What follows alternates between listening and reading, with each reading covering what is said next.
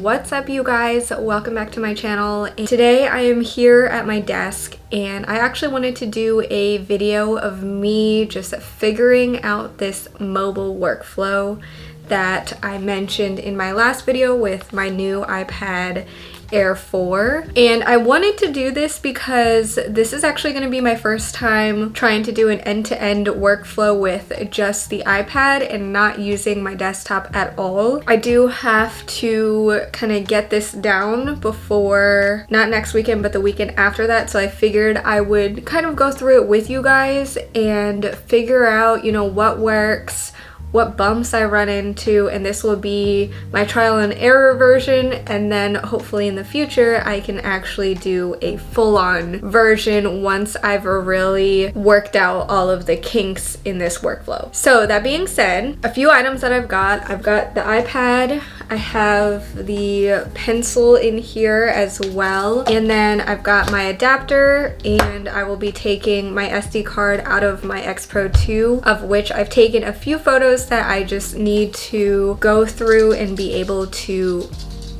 there goes my dog, and be able to post on Instagram and just use. And I haven't done anything to these photos yet. I've been honestly waiting to film this video to do it, so let's get right into it.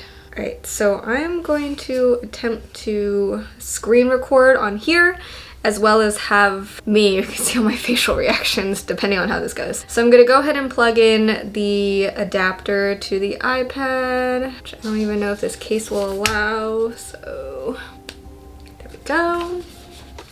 SD card, and then I'm gonna go ahead and just plug that into here. So in this video, I'm not going to use an external SSD because this is a new iPad, so I have pretty much my full, if not almost my full 256 gigs of storage that I talked about last time. So I'm not too concerned about storage, and we will figure out the SSD part later. If I go into files, so now in files I see that I have access to a location called untitled because I don't have this SSD like titled anything or formatted like that, so I can see my folders. Can go ahead and see all of my Fuji X Pro 2 pictures, which is awesome. That's very exciting. And then I have a few here that I want to import. So I'm gonna go ahead and click select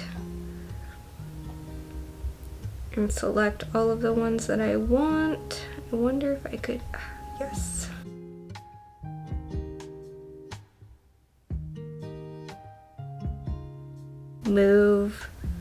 Gonna move on to my iPad. Wonder if I could create a folder. Oh yes, create a folder.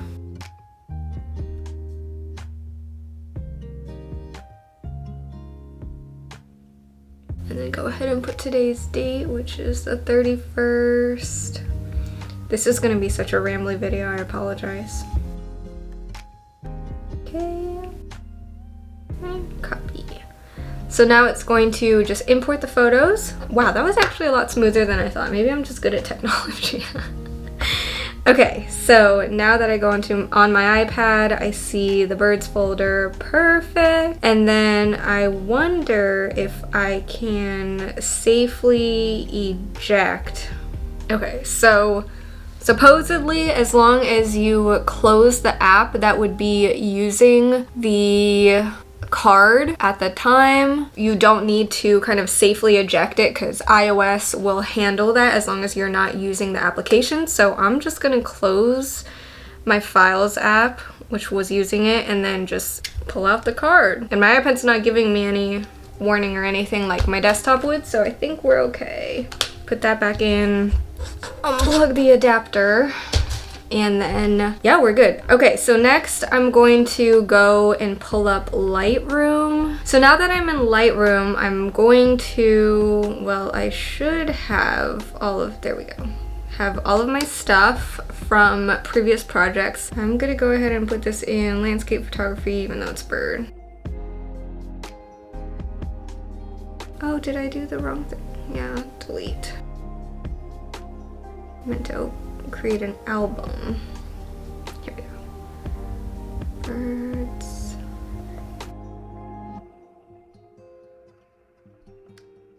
Go ahead and add photos. So I'm gonna add it from files and go onto my iPad. I'm going to, can I do all of them? I love this thing that iOS lets you do, where you can just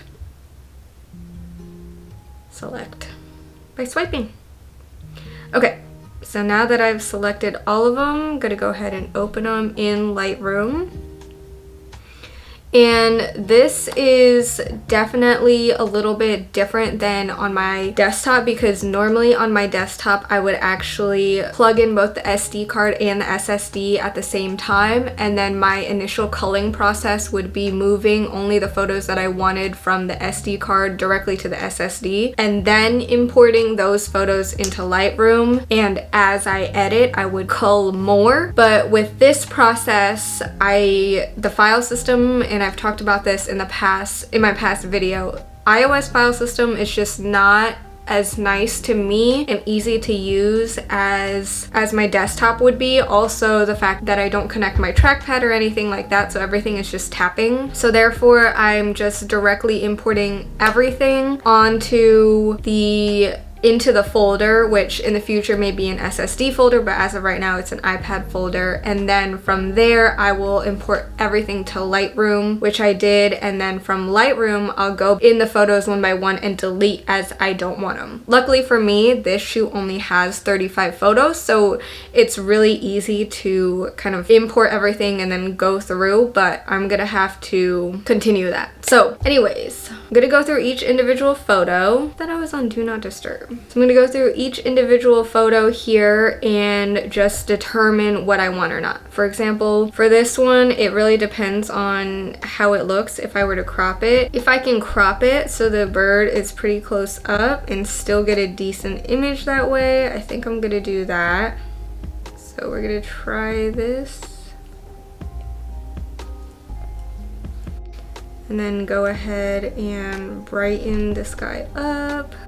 And by the way, all of these pictures are JPEGs, which is why I'm going to do very limited editing to them, because obviously with JPEGs, I will only want to do so much before I start to lose some of the quality, and obviously there's only so much I can do. So I'm going to go ahead and brighten up the red of the cardinal itself and then leave it at that. So this photo is probably something that I wouldn't post on Instagram or my portfolio or something, but it's good to have the edited version. So I'm gonna go ahead and just finish editing all of these and then check back in with you guys in terms of what I do afterwards. Alrighty, so I have pretty much finished going through all of the pictures. I went from 35 down to 16. Granted, 2 of them were Hope, so they didn't belong in this album, but basically what I'm going to do now is airdrop them, and this is why I like having a bunch of Apple products. So if this were a paid shoot, I would simply export these either directly to Google Drive, which is where I would share the photos with a client or whoever I'm shooting the photos for, and then if not, I would typically just airdrop it to my phone for personal use so that I could like post it on social media or use it however else I'm going to use it if I'm going to import it into my desktop. And again, I would also airdrop that because I'm running Mac OS. I'm simply just going to pick and choose a select few to airdrop to my phone, which I have right next to me here, that I'm going to go ahead and airdrop. So airdropping is pretty simple, and I apologize for anyone who's watching this who's a big Windows user. This really isn't going to be as applicable to you, or if you're an Android user, but I'm just going to go into the photos that I like. I'm gonna select this one, go ahead and click share to,